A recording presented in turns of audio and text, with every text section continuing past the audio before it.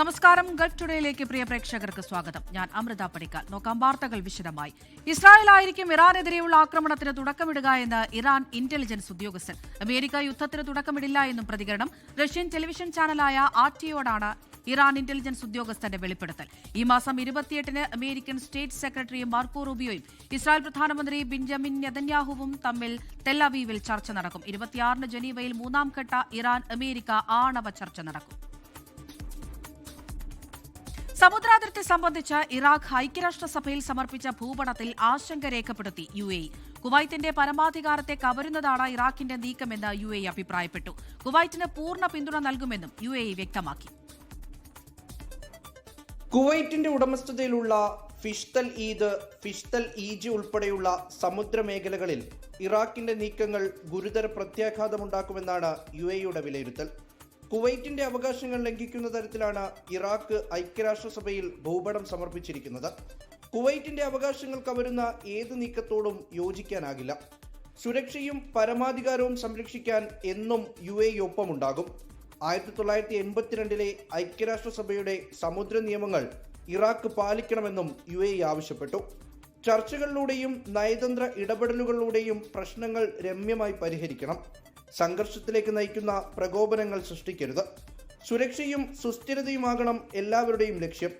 ഇരു രാജ്യങ്ങളും തമ്മിലുള്ള ചരിത്രപരവും സാഹോദര്യപരവുമായ ബന്ധം ഇറാഖ് കണക്കിലെടുക്കണമെന്നും UAE ആവശ്യപ്പെട്ടു. 24 ദുബായ്. സൗദി കുവൈത്ത് അതിർത്തിയിലെ സമുദ്രമേഖലയുമായി ബന്ധപ്പെട്ട് ഇറാഖ് ഉന്നയിക്കുന്ന അവകാശവാദങ്ങൾ തള്ളി സൗദി അറേബ്യ. ഇറാഖ് UN-ൽ സമർപ്പിച്ച ഭൂപടം കുവൈത്തിന്റെ പരമാധികാരത്തിന്മേലുള്ള കടന്നുകയറ്റമാണെന്ന് സൗദി വിദേശകാര്യ മന്ത്രാലയം പ്രസ്താവിച്ചു. സംയുക്ത മേഖലയിലെ പ്രകൃതി വിഭവങ്ങളിൽ സൗദിക്കും കുവൈത്തിനും മാത്രമാണ് അവകാശമുള്ളത്. ഫഷ്ത് അൽ ഖൈദ, ഫഷ്ത് അൽ ഐജ് എന്നീ ഭാഗങ്ങളിലെ അവകാശവാദം നിയമവിരുദ്ധമാണ്. ഐക്യരാഷ്ട്രസഭയുടെ പ്രമേയങ്ങൾ പാലിച്ച് അതിർത്തി ബഹുമാനിക്കാൻ ഇറാഖ് തയ്യാറാകണമെന്നും ചർച്ചകളിലൂടെ പ്രശ്നങ്ങൾ പരിഹരിക്കണമെന്നും സൗദി ആവശ്യപ്പെട്ടു. 8 പുതിയ തസ്തികകളിലേക്ക് നിയമനത്തിനൊരുങ്ങി ദുബായ് പോലീസ്. സ്വദേശികൾക്ക് മാത്രമായാണ് അവസരമൊരുക്കുന്നത്. പോലീസ് സേനയുടെ കരുത്ത് വർദ്ധിപ്പിക്കുന്നതിനൊപ്പം സ്വദേശിവൽക്കരണം കൂടി ലക്ഷ്യമിട്ടാണ് ഈ നിയമനം.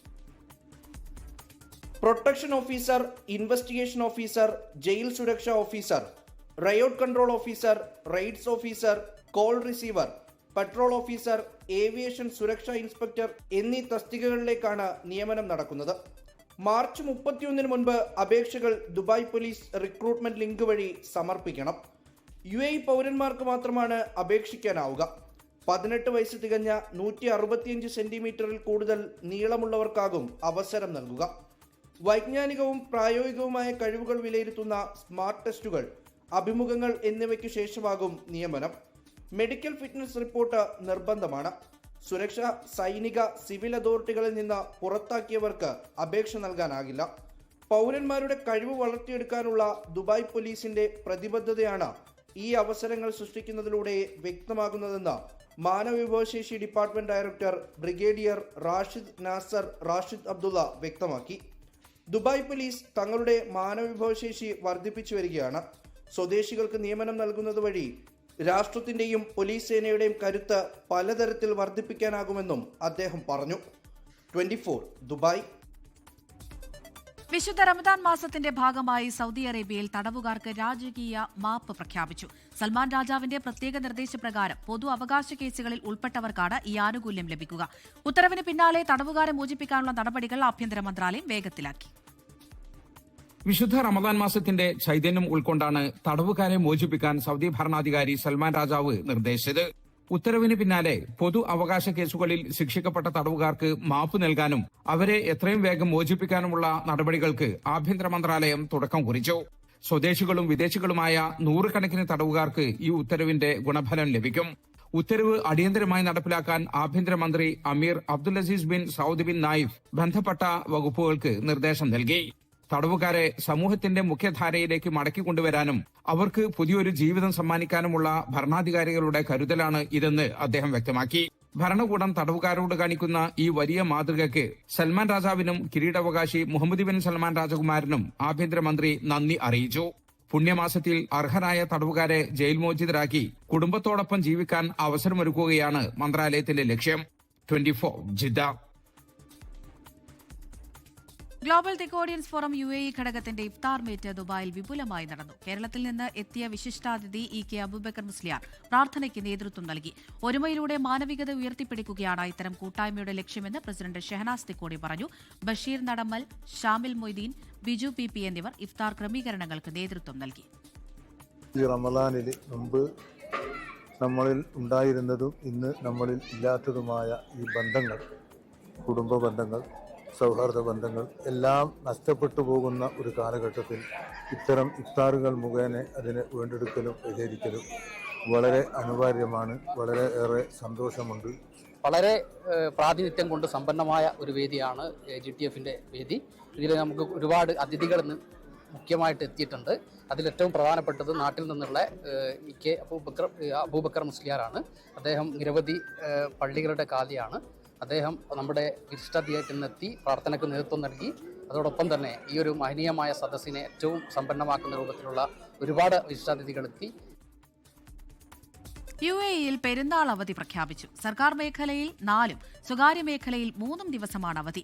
പെരുന്നാൾ ദിവസം അനുസരിച്ച് സ്വകാര്യ മേഖലയിലെ അവധിയിൽ മാറ്റമുണ്ടാകും. ഇന്ന് ചേർന്ന യോഗത്തിനു ശേഷമാണ് മാനവ വിഭവശേഷി സ്വദേശിവൽക്കരണ മന്ത്രാലയം ചെറിയ പെരുന്നാൾ അവധി പ്രഖ്യാപിച്ചത്. സർക്കാർ ജീവനക്കാർക്ക് മാർച്ച് 19 മുതൽ 22 വരെയാണ് അവധി. 23-ാം തീയതി മുതൽ സർക്കാർ ഓഫീസുകൾ തുറന്നു പ്രവർത്തിക്കും.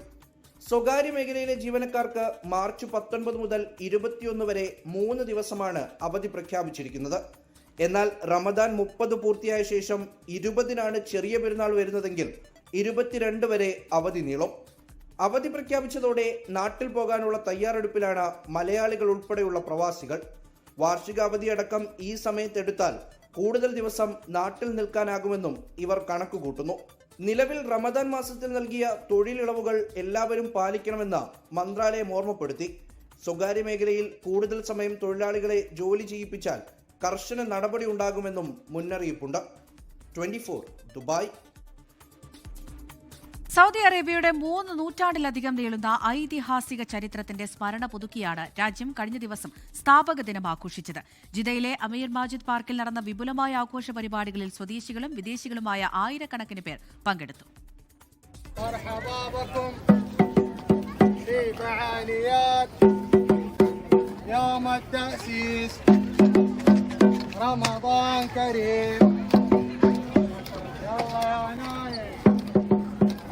സൗദിയുടെ ചരിത്രവും പെരുമയും ആഘോഷമാക്കുന്ന സ്ഥാപക ദിനത്തിൽ ജിദ്ദയിലെ അമീർ മാജിദ് പാർക്കിലെത്തിയ സന്ദർശകരെ സ്വാഗതം ചെയ്യുന്ന കാഴ്ചയാണിത്.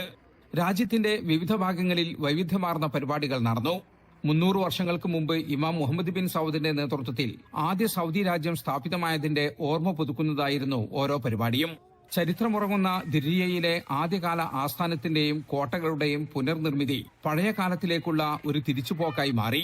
പഴയകാലത്ത് നിത്യജീവിതത്തിൽ ഉപയോഗിച്ചിരുന്ന ഉപകരണങ്ങളും ആയുധങ്ങളും വസ്ത്രങ്ങളുമെല്ലാം പ്രദർശനത്തിൽ ഉൾപ്പെടുത്തിയിരുന്നു. പുതിയ തലമുറയ്ക്ക് രാജ്യത്തിന്റെ വേരുകളെ പരിചയപ്പെടുത്തുക എന്ന ലക്ഷ്യത്തോടെയാണ് ഈ പ്രദർശനങ്ങൾ ഒരുക്കിയത്. വിശുദ്ധ റമദാൻ മാസമായതിനാൽ രാത്രി വൈകിയും നീണ്ടുനിന്ന ആഘോഷങ്ങളിൽ നാടൻ കലാരൂപങ്ങളും സജീവമായിരുന്നു.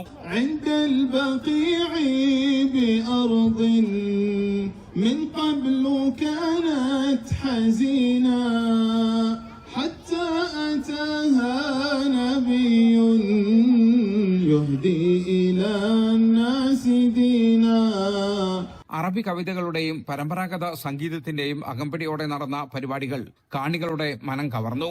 വൈവിധ്യമാർന്ന കലാപരിപാടികൾക്കൊപ്പം സൗദി അറേബ്യയുടെ വളർച്ചയുടെ വിവിധ ഘട്ടങ്ങൾ വിവരിക്കുന്ന ഡോക്യുമെന്ററികളും പല ഭാഗത്തും പ്രദർശിപ്പിച്ചു. ദേശസ്നേഹവും ഐക്യവും വിളിച്ചോതുന്നതായിരുന്നു സ്ഥാപക ദിനാഘോഷ പരിപാടികൾ. ജലീൽ കണ്ണമംഗലം, 24 ജിദ്ദ. യൂറോപ്പിൽ നിന്നുള്ള വാർത്തകൾ പ്രേക്ഷകരിലേക്ക് ഇനി അതിവേഗം. 24ഉം ഫ്ലവേഴ്സും UK-യിൽ പ്രവർത്തനം തുടങ്ങി. ഇതാദ്യമായാണ് മലയാളം ചാനലുകൾ സമ്പൂർണ്ണമായി യൂറോപ്പിൽ നിന്ന് പ്രവർത്തനം ആരംഭിക്കുന്നത്.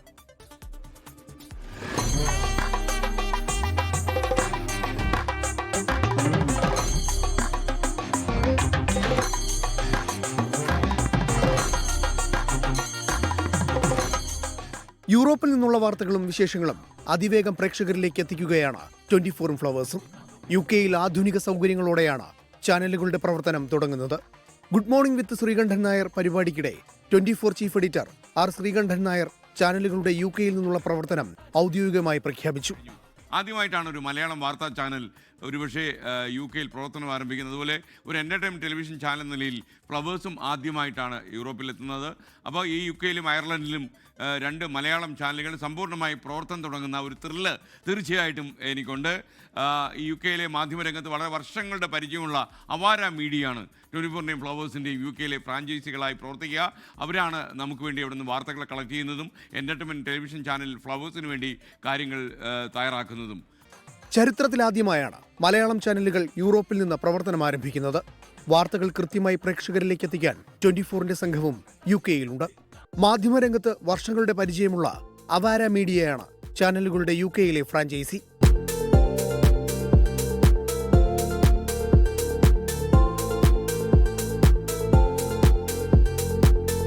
ആനന്ദുണ്ണി, അഞ്ജു രഞ്ജിത്ത് എന്നിവരാണ് ഫ്രാഞ്ചൈസിയുടെ ഡയറക്ടർമാർ.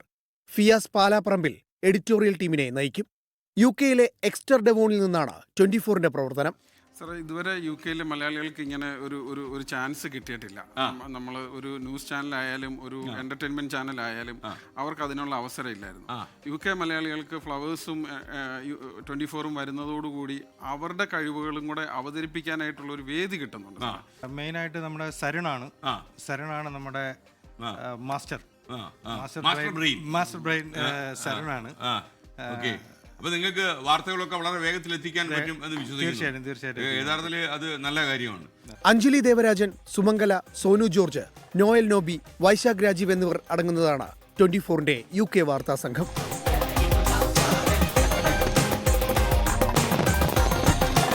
റിസർച്ച് ഡെസ്ക് 24 ബിസിനസ് കോൺക്ലേവിന് സമാപനം. Corp presents 24 Business Conclave, 2nd edition, presented by ICL FinCorp Gold Loan, the intelligent choice, digital transformation partner. Zoho, made in India, made for the world. Knowledge partner, be the change, be the future, with Jain deemed to be University Kochi. Powered by Tata Power Solar Roof, a on-the quality lifelong. Co-sponsored by ചില കാര്യങ്ങളിൽ തർക്കമേയില്ല, Pittappillil agencies. Celebrating 40 years of Varghese Moolans Group. DBFS, Wealth Management and Non-Banking Finance. 24 business കോൺക്ലേവിന്റെ 2ാം പതിപ്പ് കൊച്ചിയിൽ നടന്നു. കേന്ദ്രമന്ത്രി കിരൺ റിജിജു ഉദ്ഘാടനം ചെയ്തു. നാടിന്റെ വികസനത്തിന് രാഷ്ട്രീയ നേതൃത്വങ്ങൾക്ക് ഉത്തരവാദിത്വമുണ്ടെന്നും കേരളത്തിന് വേണ്ടത് മികച്ച വീക്ഷണമുള്ള നേതൃത്വത്തെയെന്നും കേന്ദ്രമന്ത്രി കിരൺ റിജിജു പറഞ്ഞു. കേരളത്തിന്റെ വളർച്ചയ്ക്ക് എന്നും മുന്നിൽ നിൽക്കുന്ന 24-ന്റെ ബിസിനസ് കോൺക്ലേവ് 2ാം എഡിഷന് കൊച്ചി ചാക്കോളാസ് പവലീനിൽ പ്രൗഢോജ്വലമായ തുടക്കം. കേന്ദ്രമന്ത്രി കിരൺ റിജിജു ഉദ്ഘാടനം ചെയ്തു.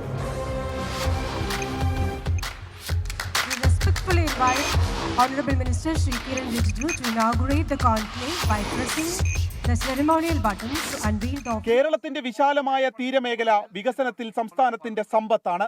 അവസരങ്ങളെ ഉപയോഗപ്പെടുത്താൻ കഴിവുള്ളവരാണ് മലയാളികളെന്നും കേന്ദ്രമന്ത്രി. Kerala is not receiving even a fraction of investment which Kerala deserves. The potential which Kerala has, it can draw multiple times more foreign direct investment or from various other sources, which is lacking. 24 business conclave Kerala വികസനത്തിന് ദിശാബോധം നൽകുന്നതെന്ന് AICC general secretary KC Venugopal MP. 15 വർഷമായി AIIMS ചോദിച്ചിട്ടും നൽകിയില്ലെന്ന് കേന്ദ്രമന്ത്രിയോട് KC Venugopal പരാതിയും ഉന്നയിച്ചു. Union government also should help us in a bigger way. Rijuji, you are not looking to my face. Last 14 years we are asking for an All India Institute of Medical Science, which is still pending with you. രാജ്യാന്തര സാമ്പത്തിക നയമാറ്റങ്ങളും business വെല്ലുവിളികളും ചർച്ച ചെയ്ത കോൺക്ലേവിൽ business രംഗത്തെ പ്രമുഖർ പങ്കെടുത്തു. 24 chief editor R Sreekandan Nair നേതൃത്വം നൽകി. 24 കൊച്ചി. സാങ്കേതിക പരിശോധനകൾ പൂർത്തിയാകുന്നതുവരെ തേജസ് യുദ്ധവിമാനങ്ങൾ ഇനി പറത്തില്ല. തുടർച്ചയായ അപകടങ്ങൾക്ക് പിന്നാലെയാണ് നടപടി. അതേസമയം വീണ്ടും യുദ്ധവിമാനം തകർന്നുവെന്ന റിപ്പോർട്ട് തള്ളിയ ഹിന്ദുസ്ഥാൻ എയറോനോട്ടിക്സ് ലിമിറ്റഡ് തേജസിനുണ്ടായത് സാങ്കേതിക തകരാറാണെന്നും അറിയിച്ചു. പരിശീലന പറക്കലിന് ശേഷമാണ് ഈ മാസം 7-ന് തേജസ് യുദ്ധവിമാനം വീണ്ടും അപകടത്തിൽപ്പെട്ടത്. നിസ്സാര പരിക്കുകളോടെ പൈലറ്റ് രക്ഷപ്പെട്ടെങ്കിലും വിമാനത്തിന് കാര്യമായ നാശനഷ്ടമുണ്ടായി. സാങ്കേതിക തകരാറിനെ തുടർന്ന് വിമാനം റൺവേയിൽ നിന്ന് തെന്നി മാറുകയായിരുന്നു. തേജസ് യുദ്ധവിമാനം ഉൾപ്പെടുന്ന മൂന്നാമത്തെ അപകടമാണിത്. 2024 മാർച്ചിൽ ജയ്സാൽമീറിലാണ് ആദ്യ തേജസ് വിമാനം തകരുന്നത്. 2025 നവംബറിൽ ദുബായ് എയർ ഷോയ്ക്കിടെ തേജസ് തകർന്നു വീണ് പൈലറ്റ് വീരമൃത്യു വരിച്ചിരുന്നു.